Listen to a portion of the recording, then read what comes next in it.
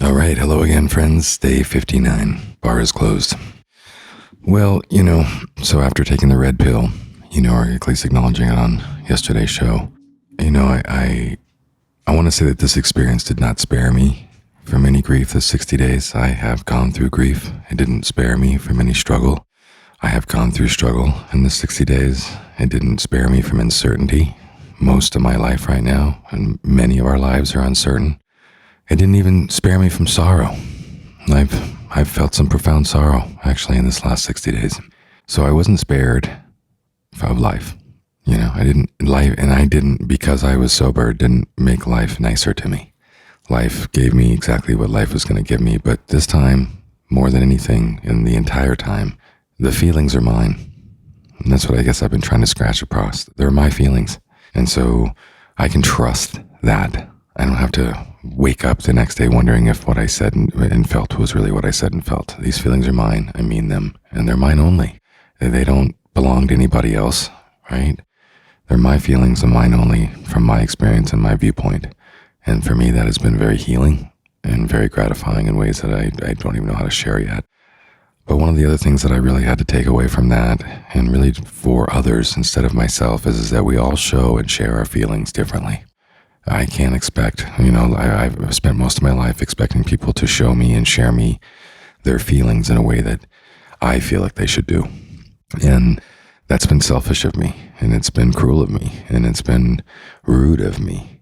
The way we share our feelings, the way we process our feelings, what we choose to share, how we choose to share it, and the ways that we choose to share it is sacred ground. It's not to be judged. So I'm not going to really allow anybody else to judge me for how I feel. And how I express my feelings. I have to be my own judge for that, be accountable for the kind of person I want to be, and ultimately how I want, other people to be able to speak truthfully about me and share their strong opinions about me, but give them as many reasons for those to be good opinions than bad opinions. I think real feelings. I'm not a fraud. I'm not an imposter. I'm not making up my experience. We all kind of have a different prism on life. All of our conversations come out of the way we see things. But, there is no real true story to it, right? It's only what's real to us.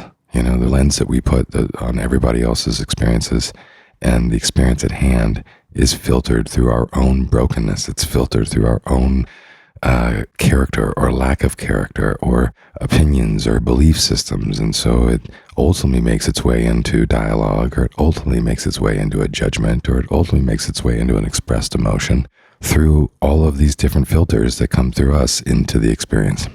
So I really feel like I can let go of so much more than I ever could before. And this is really also what it's about, letting go. I guess I just let go with, one of my best friends for my entire life, booze, in a way that we're broken up now. We don't have the same relationship. It will never go back to the way it was. I'm sorry and sad to see Marlon Brando not be able to hang out with me as much. And I had to let go of cigarettes. I'm going to miss James Dean. And I respect for what those guys have done for me, but our relationship is over. And I've had to, actually let go of very important relationships to me this whole year. On a multitude of levels, because they can no longer go on the same way as they have, and they're really not in the best interest to maintain them in the way that they have. And so, in the same way that I've tried to consciously uncouple with my relationships the best I can that needed to move on, I'm consciously uncoupling on Bar is Closed with my relationship with alcohol and cigarettes and vices in general. And that feels pretty awesome. One of the replacement technologies that has surely now found its way into me is meditation again.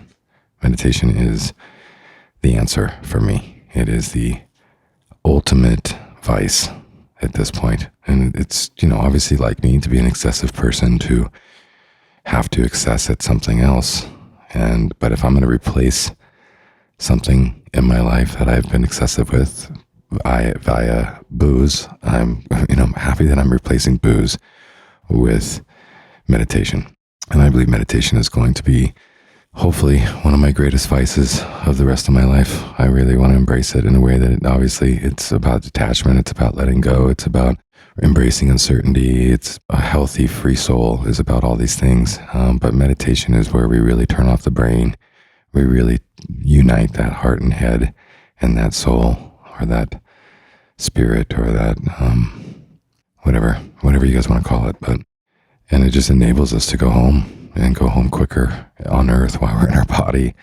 It enables us to get over ourselves and to talk ourselves down off the ledge and off the cliff. I think when we can't sit still, and we can't still our mind, and we can't go into that space of transcendental meditation, we will never be whole human beings. We're not meant to live a life with constant stimulation and constant band-aids. That's all I got for day 59. This is it. This is the end of the show.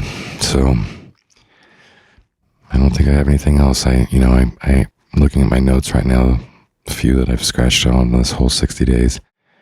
And I think I've covered them in my own way. I think I still probably feel that most of the, the best shows were ones that I thought in my head and never made it to the microphone on. But I guess I'll leave it with this Henry David Thoreau quote. The price of anything is the amount of life you exchange for it. The price of anything is the amount of life you exchange for it. Henry David Thoreau. That's it. Talk soon, guys. Talk tomorrow.